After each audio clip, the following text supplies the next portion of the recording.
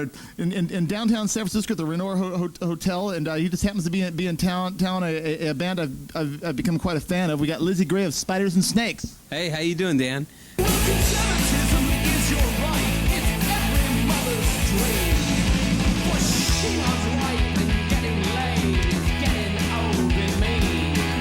It's everything she's living for on Elvis's TV.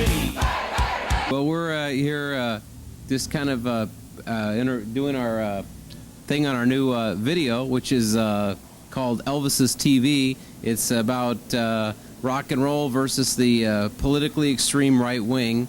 And so we thought we'd pose ourselves in front of a porn theater just to get across the point that rock and roll is still alive and well. And we're here to come up to San Francisco to bring a little, mix it with Southern California meets Northern California, and all that decadence is going to coming out like a big, you know. Here you are on the most decadent show on San Francisco cable, Reality Check. We're talking about London now. Now, you were in the band when they were in Decline of the Western Civilization Part 2? Yeah, Nikki Sixx and I started a band called London, and London was just a full-blown glitter, glam type thing. And I kind of stuck in that genre, and Nikki kind of went a little bit more in a different way, and Motley Crue did their thing in the 80s.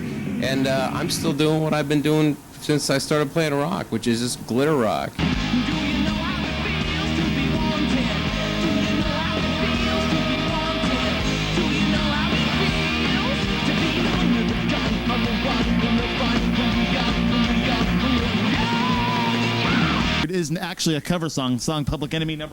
All right, you know, it's really funny. This is a funny story about that song, but Public Enemy #1, everybody kept going, Lizzie, why don't you guys redo that? I'm like, oh, I don't want to do that Motley Crue tune. You know, Nikki did that. It's on his record. They got a platinum album. That's cool.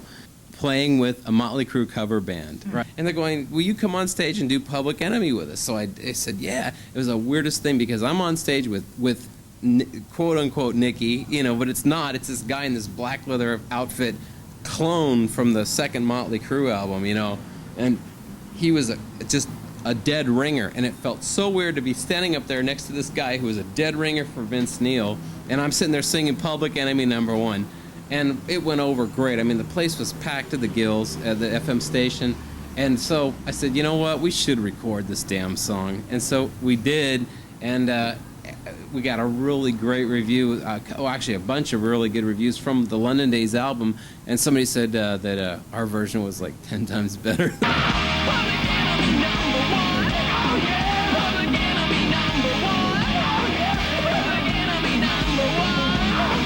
Talking at the top of this interview about the video you did for the song Elvis's TV. Now you got the conservative right-wing TV show host Wally George to be in your video. How'd you get him? Well, actually, Wally is unfortunately related to me. You know, it's funny because he's my uncle. No way. Yeah. In the day, we wanted him to work with us a million times. Like, come on, Wally, we are your nemesis. And I guess he probably felt, to keep his ethics straight, that since I'm related to him, he didn't want to work with me.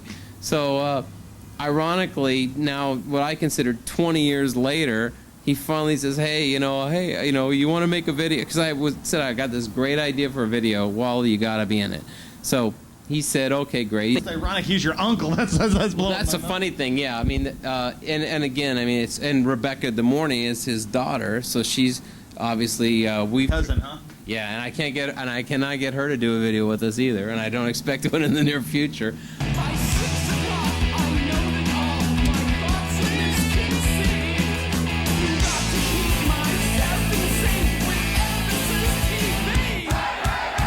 I consider the right wing very fun. They are the cannon fodder of rock and roll, because without the right wing showing the pseudo-moralistic thing that is so transparent, they mean that everything they're doing is as dirty or dirtier than everything the left wing is doing, yet they're so fun to watch because they're so concerned with pretending that they're not that way. So I consider the right wing fun. They are almost the perpetuating catalyst of what makes rock and roll work. Because it's fun when rock and roll comes out and says, bah! We're right there.